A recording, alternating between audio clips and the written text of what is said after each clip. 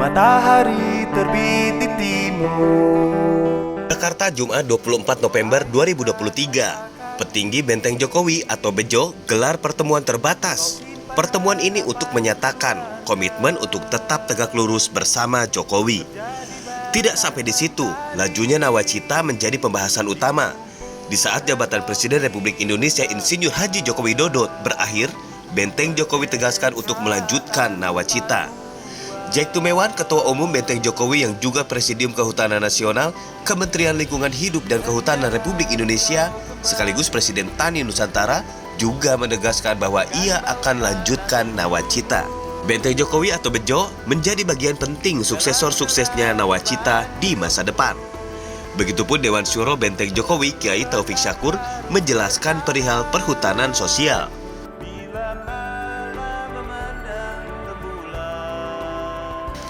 Insinyur Samsul Hadi, Ketua Umum Lembaga Kajian Nawacita juga cetuskan dan tegaskan bahwa nawacita terus dilanjutkan. Simak wawancara berikut sampai habis agar tidak terjadi gagal paham. Pemirsa pemimpin masa depan dimanapun berada, pada sore hari ini saya menghadap ke Ketua Umum Benteng Jokowi dan Pak Sekjen Benteng Jokowi.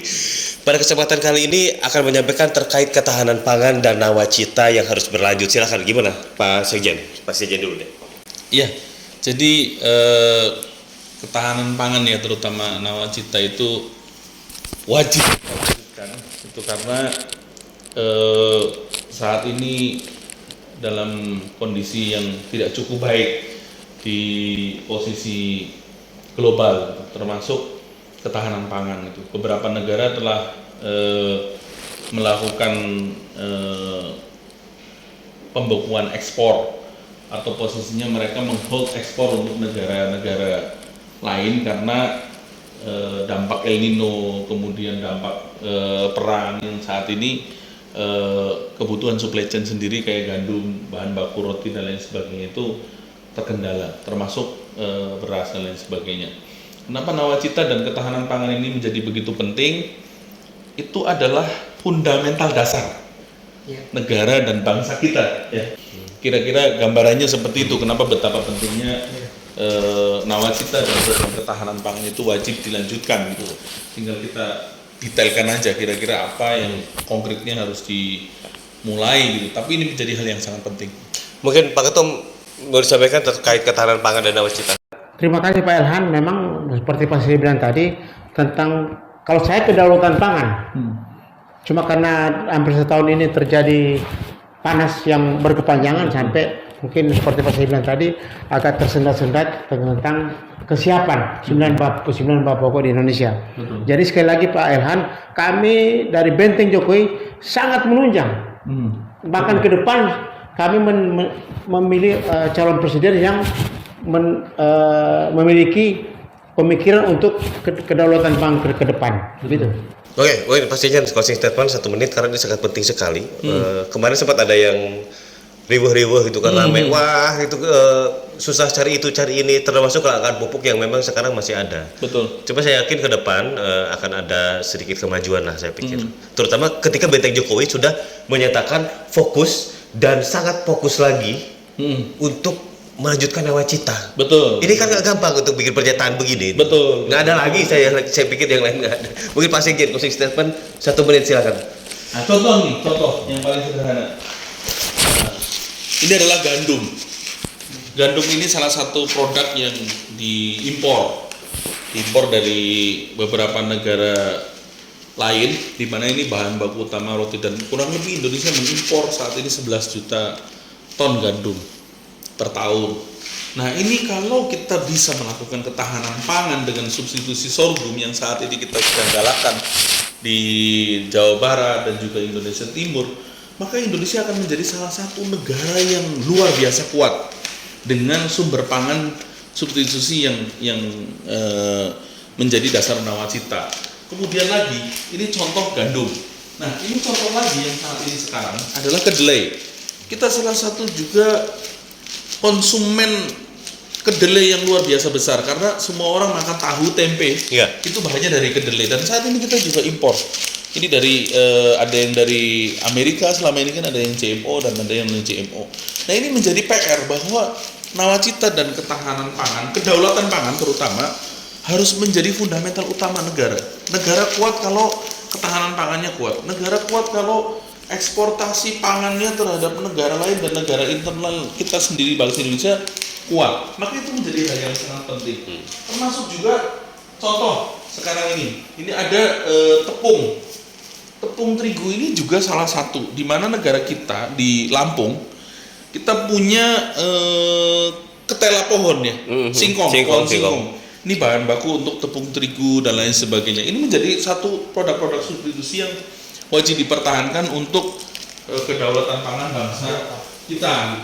Itu tepung terigu, kemudian kita juga ada tapioka yang mana ini akan menjadi dasar-dasar produk substitusi yang saat ini setiap hari bangsa Indonesia di seluruh pelosok negeri mengkonsumsi hal tersebut. Nah, salah satu hal lagi yang saat ini dari sangat berat adalah beras.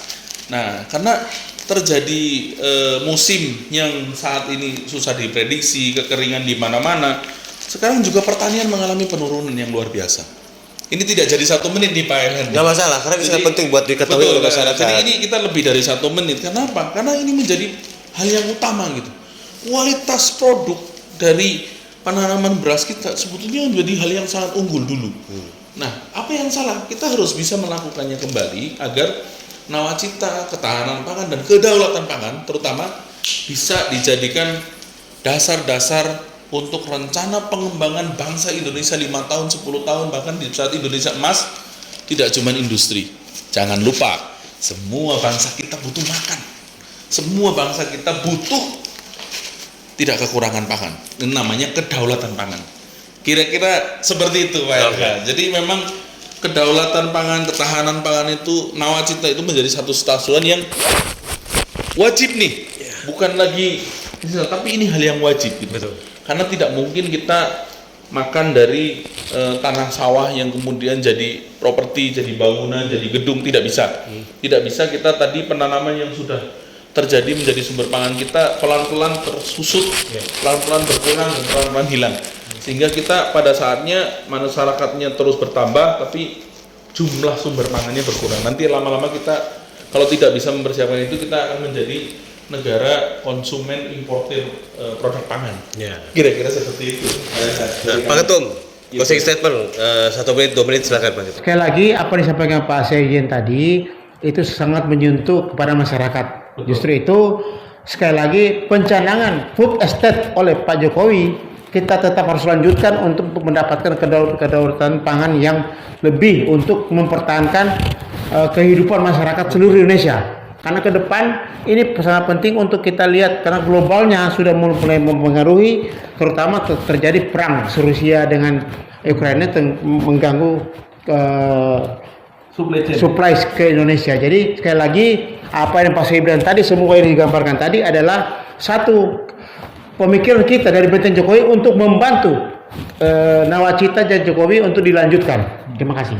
Tentunya nih, sebentar nih, saya tambahkan ada yang lupa. Tentunya dilakukan dengan GCG, Good Corporate Governance. Tentunya dengan KPI, Key Performance Indicator, di mana apa yang dicanangkan, apa yang ingin dicapai itu betul-betul dilaksanakan juga sampai di lapangan dan terukur. Tentunya seperti itu dong. Betul.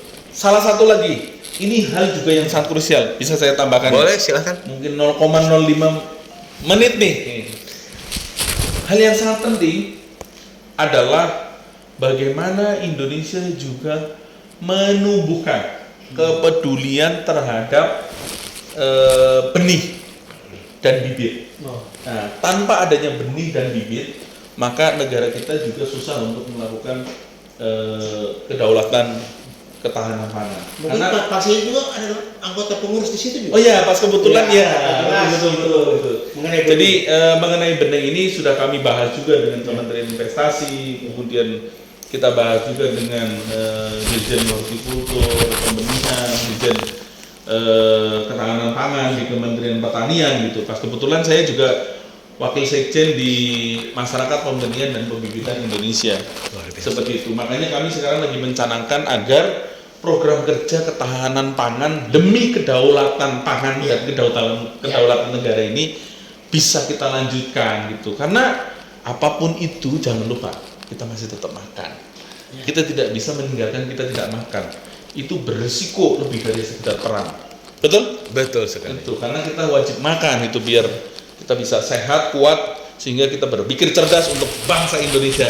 Pak Ilham sebagai Sekjen Petani Indonesia dan kita tiga ini memang pemain di pertanian.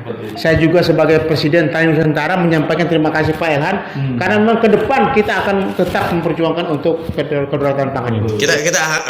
Saya sedikit bergeser sedikit bahwa di sini salah satu relasi kita semua ini adalah namanya Insinyur Samsul Hadi, Ketua Umum Lembaga Kajian Nawacita. Dia terang-terangan menyatakan bahwa Nawacita harus dilanjutkan dan akan terus berlanjut. Di situ saya sebagai Sekjen Petani tegaskan akan berlanjut walaupun pemilu 14 Februari 2024 program Pak Jokowi harus tetap berlanjut. Nih, salah satunya Benteng Jokowi yang mengawal nih. Beliau paham betul. Yang pertama, mungkin saya akan garis bawahi untuk mengembalikan pikiran kita ke desa. Desa itu adalah D-nya apa? Daerah, E-nya ekonomi, S-nya apa? Sosial, A-nya agraris. Daerah ekonomi sosial agraris. Itu jawabannya ada di sini. Ini jawabannya sudah ada di sini semua. Jadi saya yakinkan bahwa Benteng Jokowi satu-satunya relawan yang meneruskan secara total program Nawacita sehingga terwujud Indonesia ketahanan pangan yang menjadi kedaulatan pangan pada 2045 Indonesia Emas. Setuju. Closing statement Pak Sekjen, silakan. Oh iya. Salah satu contoh negara kita salah satu produsen CPO terbesar dunia. Ini adalah sumber kekayaan kita. Kita juga salah satu produsen. Dulu kita menjadi produsen gula. Dari zaman Belanda dulu kita salah satu eksportir produsen gula nasional dan internasional pada zaman dulu.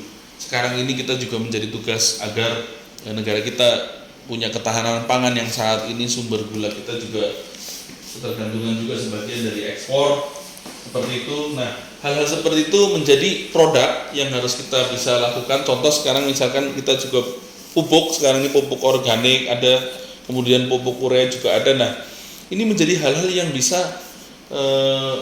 menyelesaikan banyak PR mengenai Nawacita dan juga ketahanan pangan bangsa Indonesia. Tentunya untuk menjaga kedaulatan bangsa Indonesia sebagai bangsa yang makmur, bangsa yang beragama, bangsa yang bersatu, kemudian bangsa yang berkemanusiaan dan berkeadilan untuk seluruh rakyat Indonesia. Seperti itu. Oke. Sekarang closing statement dari Pak Jack 1 menit. Silakan Pak Jack. Sekali lagi Pak Ilham sebagai Sekjen Tani, Pak Sekjen Pak Janil lagi sebagai pelaku untuk bagaimana mempertahankan menginformasikan teman-teman tentang bagaimana peran daripada terutama 9 bahan pokok ini untuk ikut melestarikan kepada masyarakat seluruh Indonesia, karena Indonesia itu negara agraris dan negara yang penuhnya cukup banyak. Nah, kita berharap dengan pengembangan pertanian lebih modern ke depan bisa mengikuti perkembangan dari Cina, kita bisa lebih mantap untuk kedaulatan pangan. Terima kasih. Terima kasih. Di lumpur engkau dibesarkan, merdeka tanpa tuan. Lanjutan atau gimana Pak ya? Iya, terutama ketahanan pangan. Kenapa? Pak Jokowi punya program, ada perhutanan sosial yang diselenggarakan oleh Kementerian Kehutanan dan Lingkungan Hidup, di mana program Pak Jokowi perhutanan sosial itu sangat bermanfaat kepada masyarakat, karena saya sendiri menjalankan 1.500 hektar di perhutanan sosial di Kerawang. Kami adalah salah satu pengelola yang ditunjuk atau yang disahkanlah oleh KLHK. Berarti seluruh Indonesia harus itu ya Pak?